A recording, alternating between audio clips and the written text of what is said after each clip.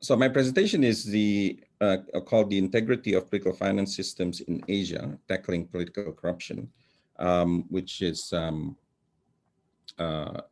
relevant to the task given to me. So for those who don't know, International IDEA is an intergovernmental organization with 33 member states, and we call ourselves a think and do tank. I prepared a video actually, but I think technically it didn't sound very well, so I would just skip it. It's meant to let you know more about our work on political finance.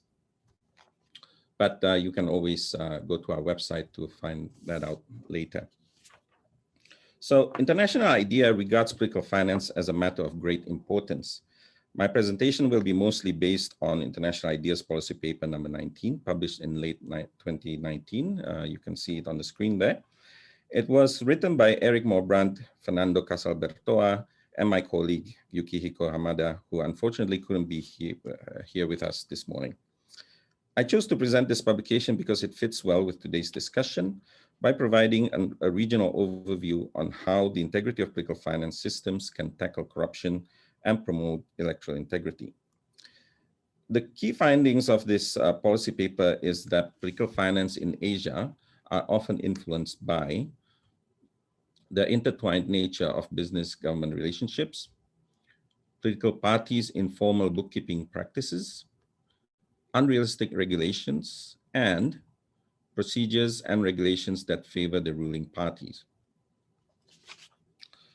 My presentation will also be based on International IDEA's newest publication on political finance, released in December 2020, written by my colleagues Yukihiko Hamada and Khushbu Agrawal. This report contributes to the discussion of the future of political finance by exploring the following trends, opportunities, and challenges related to money in politics that need to be taken into consideration when improving political finance systems. So first is mainstreaming political finance regulations into an overall anti-corruption framework. Secondly, supporting the implementation of existing political finance regulations and monitoring their performance. Harnessing digital technologies to ensure transparency and accountability in political finance. And designing targeted political finance measures to encourage the inclusion of underrepresented groups in politics. Let's look at a few of the challenges that we found prevalent in our region, Asia. First is absence of regulation, as you can see on top there. The lack of regulation represents a significant challenge to political finance in Asia. The practice of imposing rules on political finance is relatively new in much of the region. Several countries have large areas of political finance that are unregulated. In Pakistan, anonymous donations cannot be made to parties, but they are permitted for candidates, rendering this rule ineffective. Malaysia offers an even starker example where the practice of undocumented money exchanging hands before elections is well established there, according to Professor Terence Gomez of University of Malaya. Former Prime Minister Najib Razak could even claim that the $700 million he received were a legal campaign donation from a foreign country. Next are the intersections between business and politics. In many Asian jurisdictions, elected office provides lucrative returns. Politicians exploit their positions to enrich themselves, expand their businesses, and help their friends. Control over mechanisms that guide the political economy involves a significant amount of money. For instance, former Thai Prime Minister Thaksin Shinawatra used his business interests to fund his political activities and his elected positions to further his business interests. This proximity to business and politics has significant consequences. In particular, business actors treat politics as an investment. They provide patronage to a specific political actor in exchange for economic and political benefits. These relationships make it harder to curtail unwanted influences in policy creation and political agenda setting, and ultimately undermine the goal of political finance regulation. In the Republic of Korea, familiar brands such as Samsung and Hyundai won favorable loans and other government support while supplying funds to the coffers of former dictators, such as Park Chung-hee and Chun Do-hwan. More recently, in 2018, former President Lee Myung-bak, who used to work for Hyundai, was convicted of embezzling 11 million US dollars. Next challenge are the informal management practices within parties and campaigns. Many parties and campaigns lack expertise in managing accounts. They often engage in only basic bookkeeping. In Bangladesh, for example, political parties have weak capacities to record their finances. Parties lack sufficient staff to record donations and spending. Accounts contain only the briefest information and are not audited. While the law states that a failure to comply with political finance regulations can lead to the cancellation of parties' registration, this rule has not been enforced. In Nepal, parties are legally required to keep proper accounts, to have the accounts audited, and to submit them to the Election Commission. In practice, though, parties rarely keep accounts accurately and almost never audit them. Yes, one may see these countries are among the least developed countries, but without proper oversight and rule enforcement, these examples may be true in any country. Next challenge are the unrealistic rules. Speaking of rules, even when regulations are in place, they may be unrealistic in the context of a country's actual political finance practices. If the rules depart so sharply from reality, then faithful implementation can be next to impossible. India, for example, has traditionally allowed anonymous cash donations of up to 20,000 rupees, or about 300 US dollars. Undocumented money and the possibility of illicit exchanges entered the political system through this route. The rules were updated to decrease the amount allowed to 2,000 rupees, or about 30 US dollars, in an attempt to make it more difficult for black money to enter politics. Yet parties now simply receive smaller but more frequent donations. The overall amount of donations is expected to remain the same. The reform, therefore, appears to have created more paperwork, but done little to address the issue of undocumented funds in politics. Next are regulations that discourage competition. Rules governing parties and elections can't always be considered neutral norms that foster fairness in political competition. Rulemaking, as much as rule breaking, involves taking a position in struggles for power and domination, including those related to political finance. For instance, incumbent groups can regulate political finance as part of a strategy to exclude or discriminate against others. Where a dominant ruling party enjoys a wealth of resources for campaigning, placing tough restrictions on political finance can only disadvantage opposition groups. The ruling party gains an advantage through its reputation, everyday press coverage, and its control over the state apparatus. Opposition parties may have to rely on private funding to gain public attention. In this situation, political finance regulations can unintentionally facilitate ruling party domination. Singapore, for example, has rules on political finance that appear strong to external observers, which it enforces effectively. The ruling People's Action Party, or PAP, in power since 1959, has a wealth of resources to draw from, and therefore does not require private political funding to win elections. The PAP can rely on its reputation and the credit it gets from running the government. While holding a few seats in parliament gives the opposition a place in the news, the PAP gains the most attention from the media. Political finance regulations preclude the possibility of large donations that would empower the opposition. Okay, next, let's look at trends and emerging issues, starting from the very bottom, public funding. State help to political parties and candidates can take two forms, direct or indirect. The most popular form of indirect support is free access to media, mainly television and radio. Most Asian countries distribute free airtime to parties. For example, Bangladesh, India, Malaysia, Mongolia, Singapore, Taiwan. To candidates, Afghanistan, Maldives, or both, Bhutan, Indonesia, Japan, Pakistan, the Philippines, South Korea, Sri Lanka, Timor-Leste, usually on an equal basis. Yet in some countries, airtime is distributed proportionally on the basis of electoral support, such as in Thailand, based on parliamentary seats, such as in Mongolia, or the number of candidates they field, such as in Japan. In others, like in Taiwan, the Electoral Commission decides before each election. For Asian countries, Cambodia, Myanmar, Nepal, and Thailand provide no free airtime.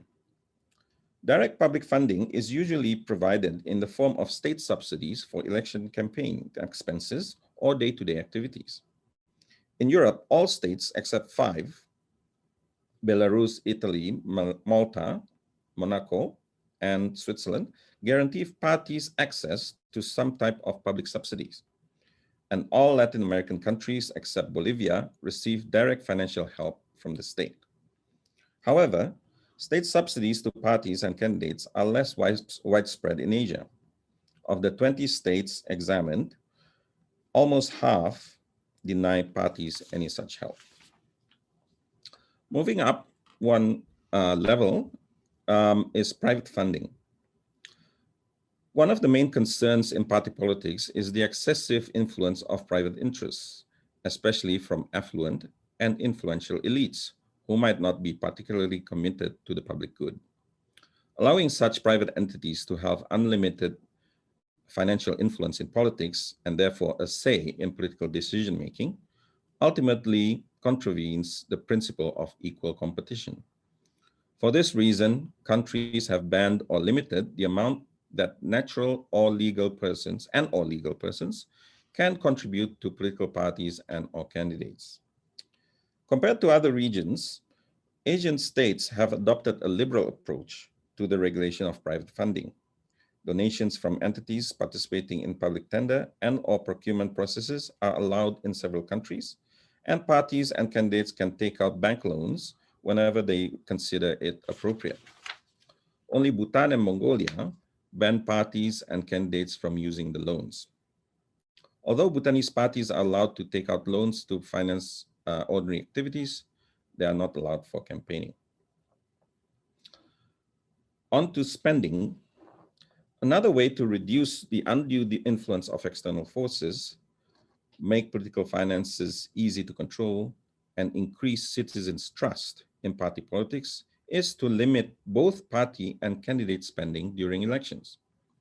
In Bhutan, India, Myanmar, Pakistan, South Korea, and Thailand, this limit also applies to money spent by others on behalf of parties or candidates.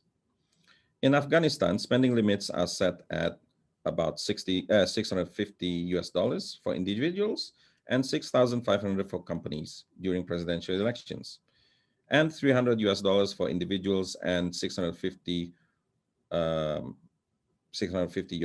for companies during provincial council elections. Although most countries have introduced caps on candidate spending, only 7 limit party spending. Therefore, while Bangladesh has established a progressive cap according to the number of candidates, in the other 6 countries that cap party electoral expenditure, the limits are similar to those of candidates. And while in Bhutan and Myanmar, the limit is fixed, in the Philippines and Thailand, the total limit depends respectively on the number of candidates and registered voters per constituency. And second, from the top of the environment, you will see oversight. None of the aforementioned regulations towards the base of the pyramid will have any positive effect, such as stabilizing the party system, reducing corruption, or enabling small parties' survival without a proper oversight regime that involves reporting and control. At least formally, and with the only exceptions of Myanmar and the Philippines, all Asian countries require political parties to regularly report on their finances, even if Afghan parties only have to report on their income and not their expenditures. Even if parties are not required to officially submit any reports, they are obliged to keep careful accounts in case of an investigation request from the relevant authorities. However, many party and or candidate financial reports are incomplete and are not transparent. In many cases, like in Bangladesh, Malaysia, Nepal, the act of reporting becomes a simple formality. Therefore, with very few exceptions, such as in Pakistan and Sri Lanka, reports from parties and or candidates are required to include itemized income. In Bhutan, Indonesia, Malaysia, Maldives, Myanmar, and the Philippines and Thailand, this entails identifying the donor. In other countries, the donor must only be identified for donations over a certain amount. In some countries, this obligation does not extend to spending at all. In Cambodia, Malaysia, and Sri Lanka, for example, reports are not made in public. In Bhutan, they are only publicized very indirectly via the annual reports elaborated by the Audit Office, and in Myanmar, only reports submitted by candidates are made public. Effective political finance control requires oversight from adequate and independent authorities that are provided with sufficient resources and powers. Institutions responsible for political finance oversight may differ from country to country, and there is no one-size-fits-all model to regulate the negative impact of money in politics. However, clearly a good number of them entrust oversight responsibilities to the electoral management body. As you can see from the graph, 46.1%. And this is global, yeah, from 180 countries, not just our region. 46.1% electoral management bodies.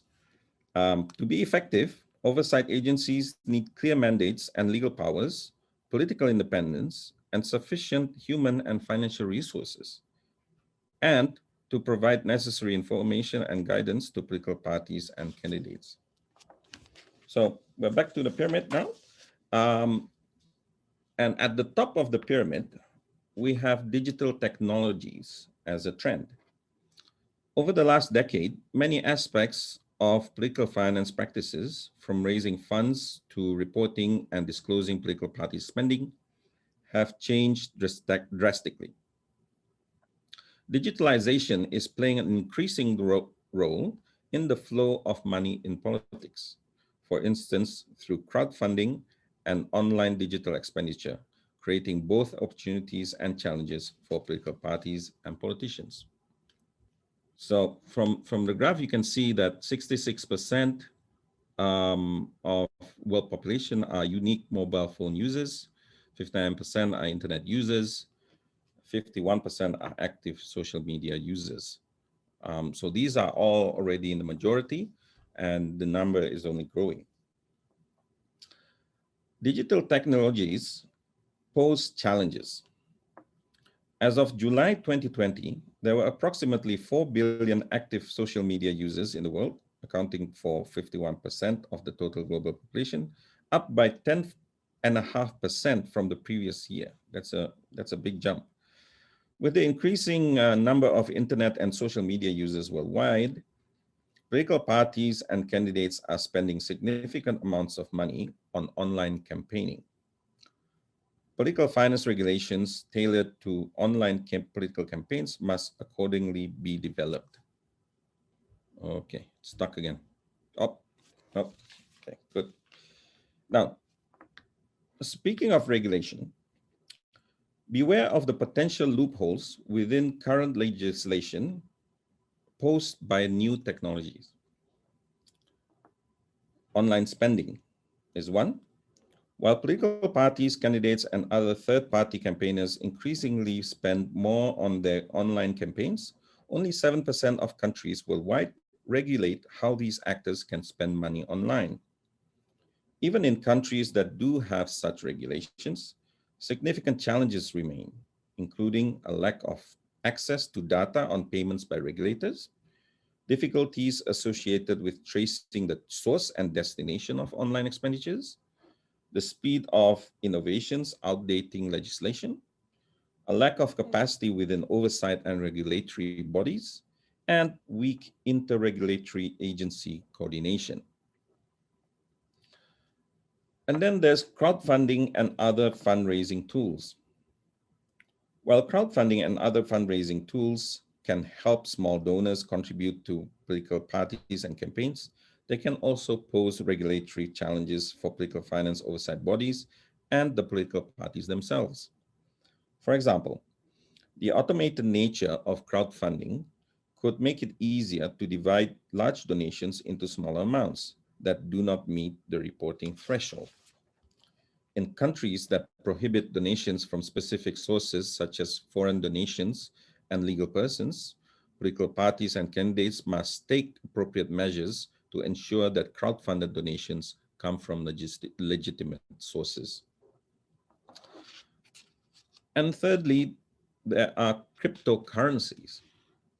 While cryptocurrencies such as Bitcoin are not yet widely used to fund political parties and electoral campaigns, some parties and candidates have started to accept donations in cryptocurrencies. Depending on the design, some cryptocurrencies could make it very difficult to trace the donor identity and destinations of their donations, circumventing political finance regulations such as donation limits and bans on anonymous donations. Okay, now, how do we address these challenges? Now, International IDEA recommends designing holistic, integrity-enhanced systems where regulations, mechanisms, systems, and safeguards are put in place for every key political finance actors.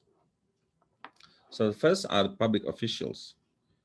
So these would involve civil servant appointment mechanisms, conflict of interest and disqualification regulations, anti-bribery tools, public procurement processes, immunity and indemnity regulations, asset declaration systems.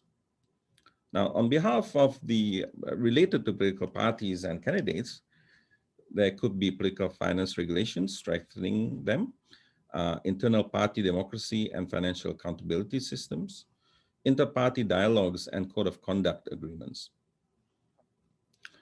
On the side of oversight actors, there could be transparency instruments within the system, rule of law and access to justice is ensured, civil society, media, and whistleblower protection mechanisms are in place, and then electoral monitoring and oversight systems are working. Finally, on the side of the donors, meaning the people who donate to political parties and candidates, there could be anti-money laundering systems, asset recovery mechanisms, corporate social responsibility policies, and then regulations on lobbying. So again, my presentation has come from these publications. You may download it from our website. You can use the QR code to get there. And then also this newer publication called Political Finance Reforms, How to Respond to Today's Policy Challenges. And again, the QR code is there.